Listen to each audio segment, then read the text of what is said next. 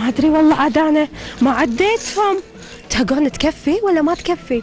حدي ما عديتهم، بس ان شاء الله تكفي وياي. تعودنا دائما ان احنا البنات خصوصا لما نروح المجمعات والمحلات نشتري من البراندات الغاليه وكذي، وهم نطلع من المجمع وتلاقونا ما شبعنا وما شبعنا من الشوبينج وبخاطرنا وايد اشياء. اليوم انا يا سوق ابو اميه عشان اشتري بتحويشه العمر هذه، يا ترى كم فيها وهل راح تكفيني حق اغراض ابو اميه؟ ما ادري، اشوف وياكم.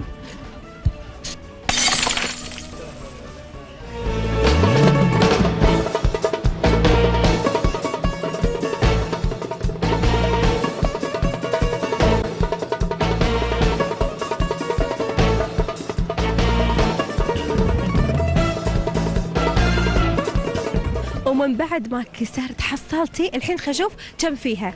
خعد ما يندر عاد كم ميمعة 100. هذا 50 200.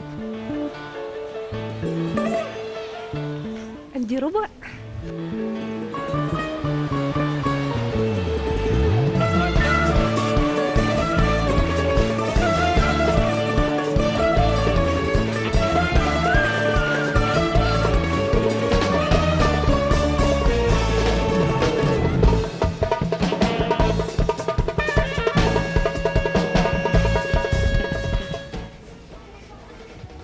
الله وناسة في وايد اشياء، وايد اغراض.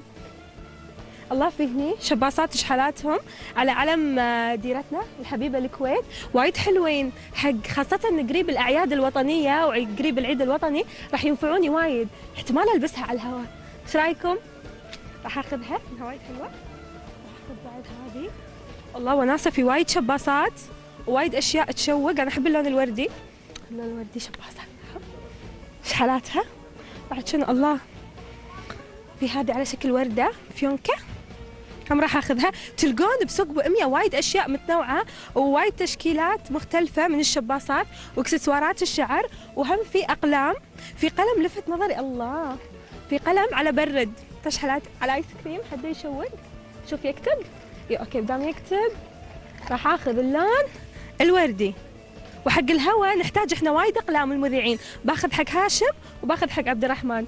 باخذ حق هاشم الاصفر وراح اخذ حق عبد الرحمن الازرق لانه يحب عبد الرحمن اللون الازرق. خلينا نشوف شنو في العاب، في صور، في باربيات.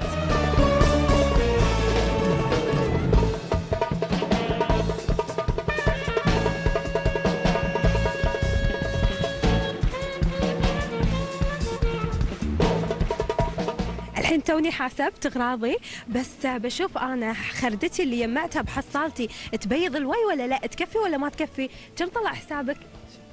600. لا اشوى يكفي عيال، انا مجمعه اكثر، حسبتهم اكثر طلعوا. هذا خاطيك.